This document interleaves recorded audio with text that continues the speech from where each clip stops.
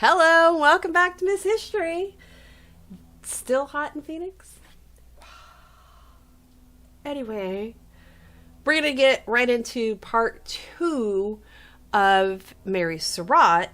And if you missed the first part, I will link it in the description. But the quick recap is Mary Surratt would be the first woman executed by the United States federal government for her part in the conspiracy to assassinate Abraham Lincoln. So if you were here for part 1, you remember that we kind of left off where the family basically had to sell off pretty much everything they owned, save for maybe a few things, to pay off debts. And then they would borrow money against their DC townhome, take it out as collateral for a loan. And all in all, it just sounded like life was rough for the Surratt family, and it was probably made worse by John's drinking.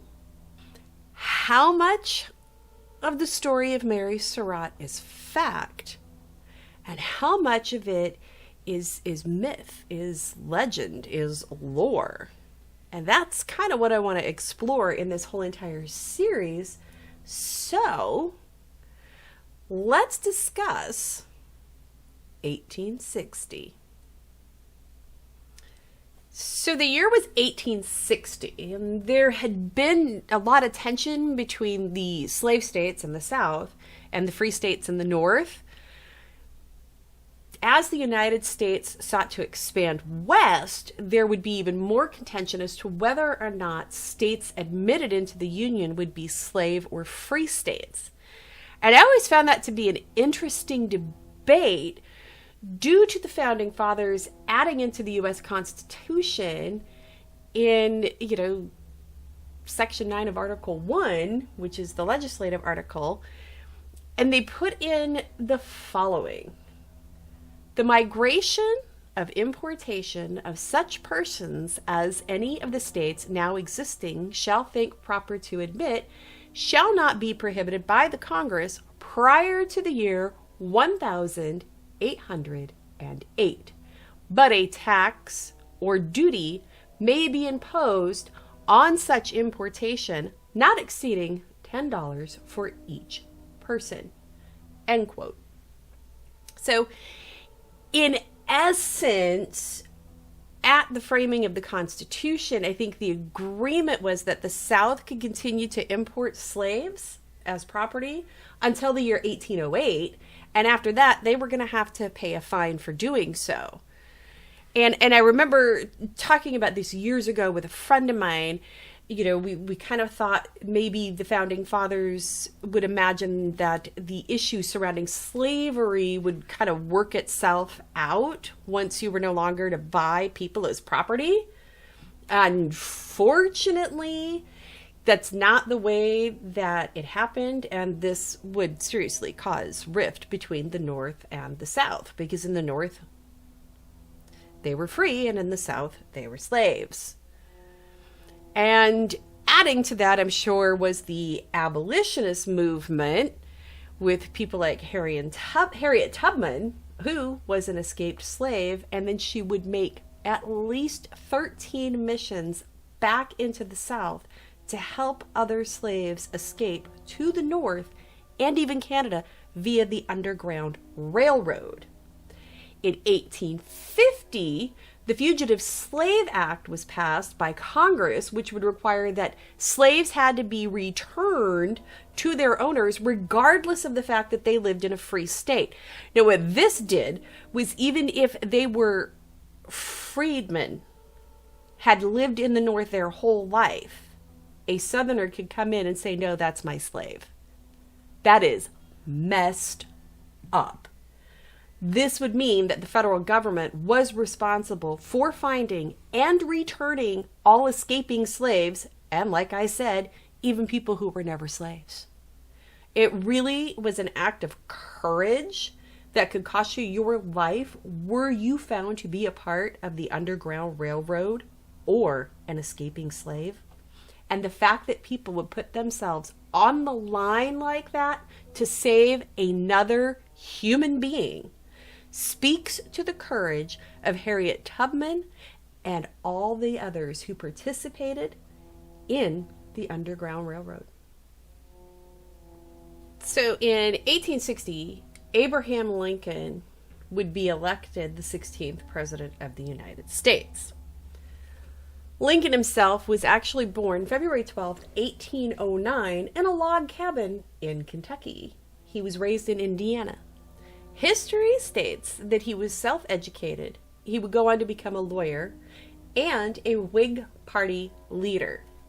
He would also serve as an Illinois state legislator, from 1834 to 1842, and then would serve as a congressman for the state of Illinois from 1847 to 1849, after which he would return to his law practice, which is the way that it should be.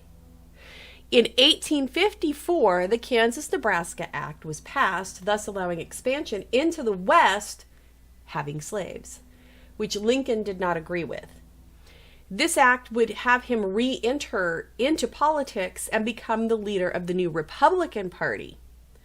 The Dred Scott v. Sanford case in 1857 would further solidify Lincoln's stance on abolishing the expansion of slavery into the West. In that case, Dred Scott was a slave whose master had brought him into the free territory under the Missouri Compromise. And upon returning to slave states, Scott would file a petition for his freedom and fight all the way to the United States Supreme Court, where Justice Robert B. Taney would argue that, quote, Negroes were not a part of the body politique, end quote. And he would establish that the Constitution believed that only the U.S. Congress could grant citizenship to people. He would go on to state that Black people were not citizens and had no rights under the United States Constitution. The decision of the High Court would cause some Southern Democrats to hope that this case would settle the issue of slavery once and for all, but it sparked further outrage over that practice in the North. Abraham Lincoln would denounce the decision, saying that he felt that the Founding Fathers may not have believed that all men were created equal in every respect, but they did believe that all men were created equal in certain inalienable rights, among those being life, liberty, and the pursuit of happiness. Lincoln would go on to win the Republican nomination for the presidency, and Hannibal Hamlin of Maine, a former Democrat, would be nominated vice president to balance the ticket. So as I stated, this ticket would go on to win the White House in 1860. This would ignite a serious chain of events. South Carolina would be the first state to secede from the Union on December 20th, 1860. By February 1st, 1861, Florida, Mississippi, Alabama, Georgia, Louisiana, and Texas would follow. They would then create the Confederate States of America and select Jefferson Davis as the provisional president on February 9th, 1861. President Buchanan and President-elect Lincoln each refused to recognize the new Confederate states. They stated secession was illegal. At his first inaugural address on March 4th, 1861, Lincoln would primarily direct his speech to the southern states, stating that he had no intention to abolish slavery there. In fact, Lincoln would support the Corwin Amendment to the Constitution, which had passed the Congress and was waiting ratification by the states upon Lincoln taking office. This amendment would have protected slavery in the states where it already existed. Can you imagine if that had actually passed? The thought makes me ill. Lincoln would state that he had plans to ban slavery in expanding states, but not in the existing states.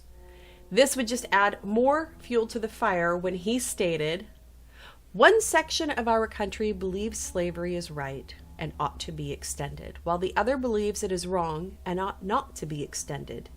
This is the only substantial dispute.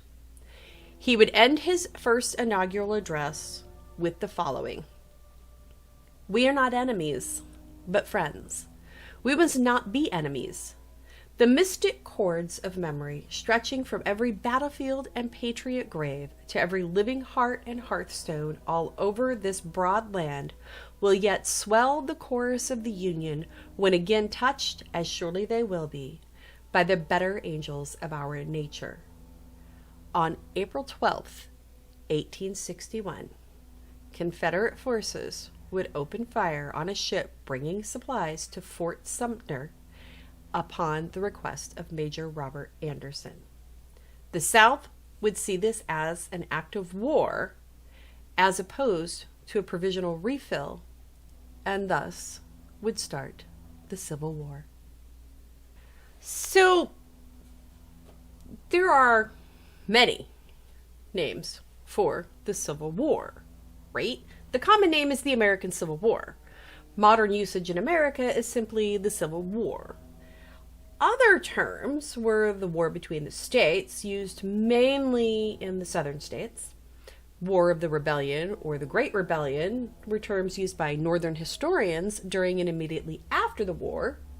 The War for Southern Independence, a Confederate term. The Slaveholders' Rebellion, which was coined by Frederick Douglass. And of course, the War of Northern Aggression, which came about in the 20th century by Southern history revisionists in an attempt to revise the Civil War narrative to negatively portray the northern states and to preserve the Confederate legacy. Remember, the Surratts were living in Maryland, which would remain a part of the Union. They were Confederate sympathizers, and they would host fellow sympathizers at their tavern. And the tavern would even be used as a safe house for Confederate spies. It is rumored that Mary Surratt had knowledge of all of this. The eldest Surratt, Isaac, would eventually leave Maryland on March 7th, 1861, and he would head to Texas, where he would enlist in the Confederate States Army, serving in the 33rd Cavalry. John Jr. would leave St. Charles College in July of that same year and become a courier for the Confederate Secret Service, where he would move messages, cash, and other contraband across enemy lines. All of this, as well as other Confederate activities in and around Surrattsville, would draw the attention of the Union and led to Lafayette C. Baker, a detective with Union Intelligence Service, to have 300 Union soldiers camp in Surrattsville to investigate the Surratts and others. While Baker discovered the courier network and arrested many, the network would survive and remain intact. On August 26, 1862, 1 year after the war began, John Surratt Sr. would collapse and suddenly die of a stroke. The Surratts were already in serious financial trouble. This would cause John Jr. and his sister Anna to help their mother run the family's remaining farmland and businesses. John Jr. would go on to become the postmaster in Surrattsville on September 10th, 1862. Lafayette Baker would return to Surrattsville. He would dismiss several postmasters for disloyalty to the Union, but John Jr. was not one of them. John Jr. would then seek a job in the Paymaster's Department of the United States Department of War in August of 1863, and his application would cause agents to be suspicious about his family's loyalty to the Union. And this would lead to his dismissal as postmaster on November 17, 1863, for disloyalty, which would cause a financial crisis for the Surratt family. At the time of John Sr.'s death, the family owned, they said, only 2 middle-aged male slaves. In 1863, a man by the name of Louis J. Weichman, who attended school with John Jr., noticed that the family had 6 or more slaves working on the property. Remember his name. It's gonna come later. In 1864, Mary would find that her husband's unpaid debts and deplorable business practices were too much and left her far too many creditors. Several of her slaves had run away, and John Jr. would start selling vegetables in order to raise cash for the family when he was not meeting with fellow Confederate sympathizers. Mary would grow tired of running the farm, the tavern, and other businesses without the aid of John Jr., and would start to consider moving to the townhouse that they owned in Washington, D.C. by the fall of 1864. On October 1st, 1864, Mary would actually take possession of the townhouse in D.C. And I have to set up the townhouse, so bear with me. On the first floor were 2 large rooms that were used as a kitchen and a dining area. The second floor had a front and back parlor, but also a room further toward the rear, which Mary would use as a bedroom. The third floor contained 3 rooms, 2 in the front and a larger one toward the back.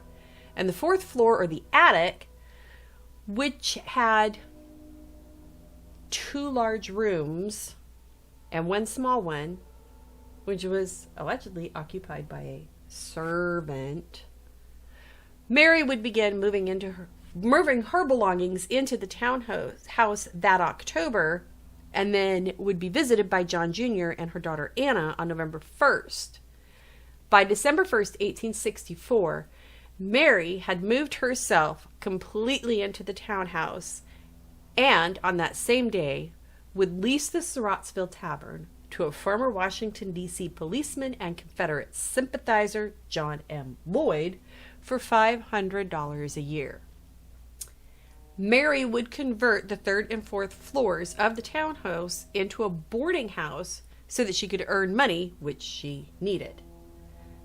She would advertise for lodgers in the daily Evening Star paper, after initially stating that she only wanted lodgers that she either personally knew or that were recommended by friends. But in her advertisements, she would state that she had rooms available for gentlemen. Mary, you sly dog. In part 3, we're going to get into the mystery part of Mary Surratt. Like I said, some fact, some myth, but there are historians and scholars that have questioned why she moved into the city, citing that while there was no definitive proof of a conspiracy that took place, a case could be made that she moved there with her children to further the espionage activities of both her and her son, John. So, I hope you will join me for part 3. Don't forget to like this video if it was interesting to you. If you're not subscribed, why not? I will see you in part 3, where we're going to discuss the conspiracy to kidnap Abraham Lincoln.